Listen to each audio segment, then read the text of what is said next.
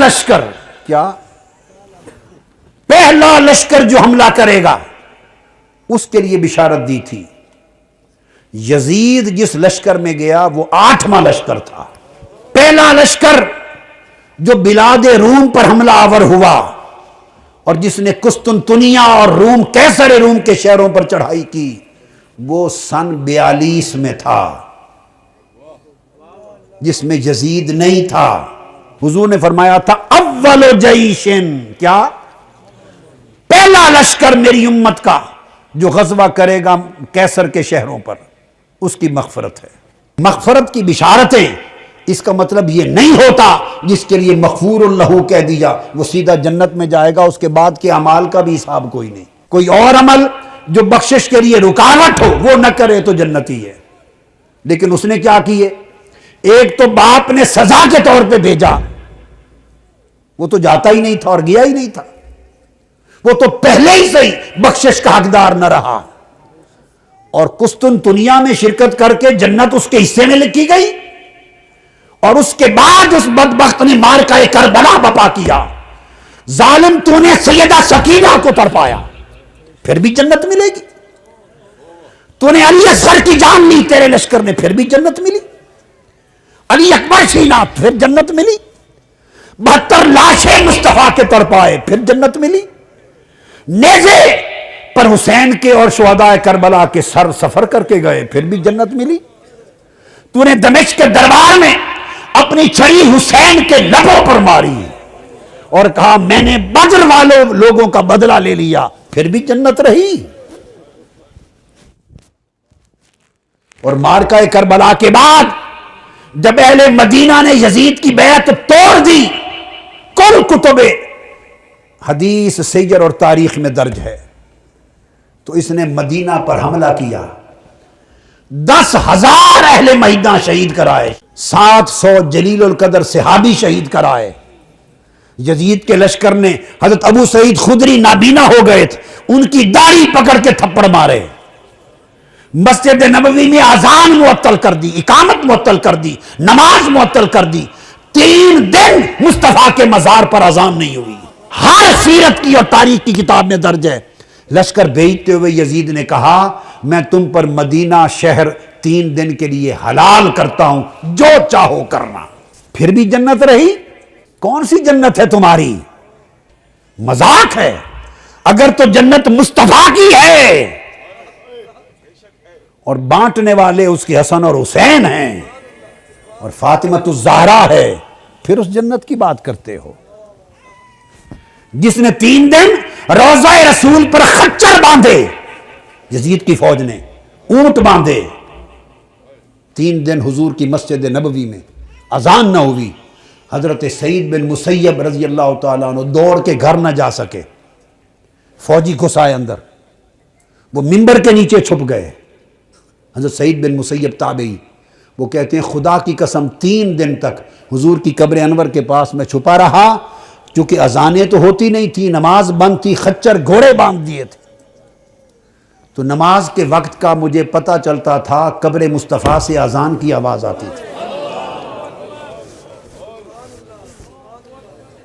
اس نے ادھر معرکہ کربلا بپا کیا اور تاجدار کائنات کو تڑپایا، ادھر شہر مدینہ میں خون عام کیا اور حضور کی قبر انور اور مسجد نبوی کو ویران کیا، اور پھر اس کے بعد اس نے لشکر بدلا اور مکہ پر حملہ کیا، مکہ پر، اور منجنیق کے ذریعے پتھروں سے بارش کی اور خانہ کعبہ کا غلاف اور خانہ کعبہ کی چھت اور کعبہ جلا دیا۔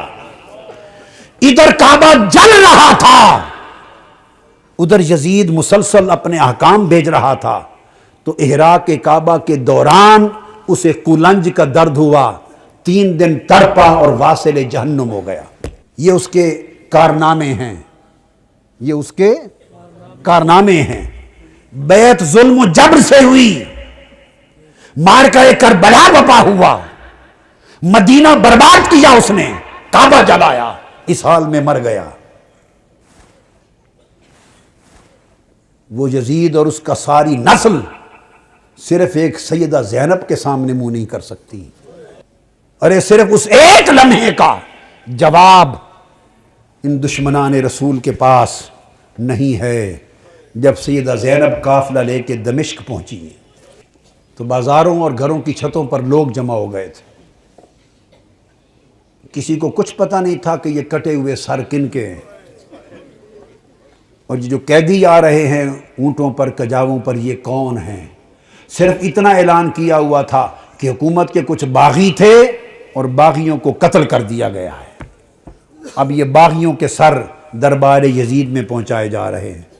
لوگ باغیوں کو دیکھنے کے لیے چھتوں پر چڑھ رہے تھے۔ کسی کو کچھ خبر کچھ پہچان نہ تھی۔ ہجوم ہو گیا، قافلہ رک گیا بازار دمشق میں۔ آج وہ بازار سوق حمیدیہ کہلاتا ہے، چھتا ہوا ہے آج بازار دمشق کا۔ وہ روٹ تھا جہاں سے وہ مسجد اموی جو ہے اس طرف دربار یزید کی طرف مڑ کے قافلہ جانا تھا۔ بھیڑ ہو گئی، قافلہ رک گیا۔ بھوک تھی، پیاس تھی، پریشان حالی تھی، تو چھتوں پہ جو لوگ چڑھ گئے تھے ان میں ایک خاتون بھی چڑھ گئی تھی، بوڑھی۔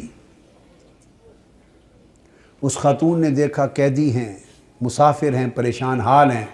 اس نے پانی بھیجا، کچھ کھانے کی چیزیں بھیجیں، کچھ کپڑے بھیجے، دوپٹے بھیجے، ضرورت کا سامان بھیجا۔ سیدہ زینب نے سارا کچھ دیکھ کر اس خاتون کو بلوایا۔ جب وہ قریب آئی تو فرمایا کہ بی بی تو نے ہمارے ساتھ بڑی نیکی کی ہے، کوفہ سے لے کے دمشق تک کسی نے ہمیں پوچھا تک نہیں، کسی نے ہمارے حال کی خبر نہیں لی۔ تم کون ہو اور ہمیں کیا سمجھ کے ہم سے اتنی بھلائی کی؟ اس نے کہا میں اور تو کچھ نہیں، میں اپنی اوائل چھوٹی عمر میں مدینہ رہتی تھی اور حضرت سیدہ فاطمہ الزہرا کی خادمہ تھی۔ پھر جب ان کا وصال ہو گیا تو مدینہ چھوڑ کے دمشق آ گئی، پھر وہاں نہیں رہی۔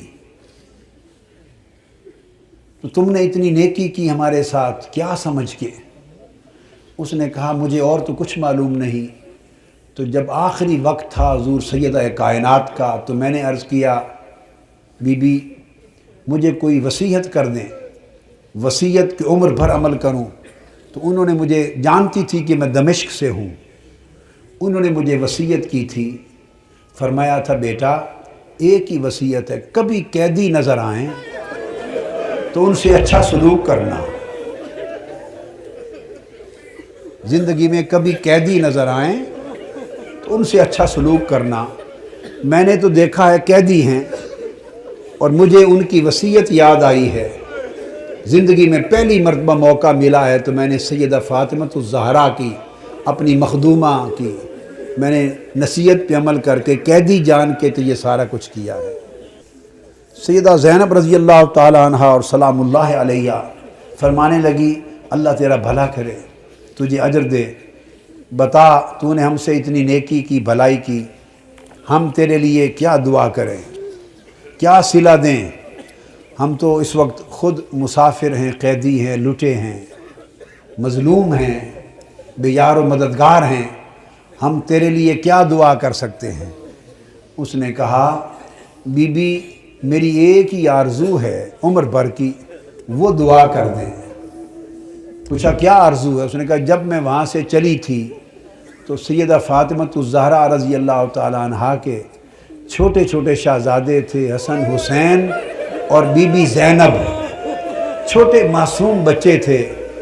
اب زمانہ گزر گیا، میری اس وقت سے آرزو ہے کہ کبھی مجھے حسین اور زینب کی زیارت ہو جائے، دعا کر دے کہ مجھے ان کی زیارت نصیب ہو۔ بی بی زینب نے فرمایا تیری دعا قبول ہو گئی، میں زینب ہوں جو قیدی ہوں، اور جس کا سر کٹا نیزے پر دیکھ رہے ہو یہ حسین ہے۔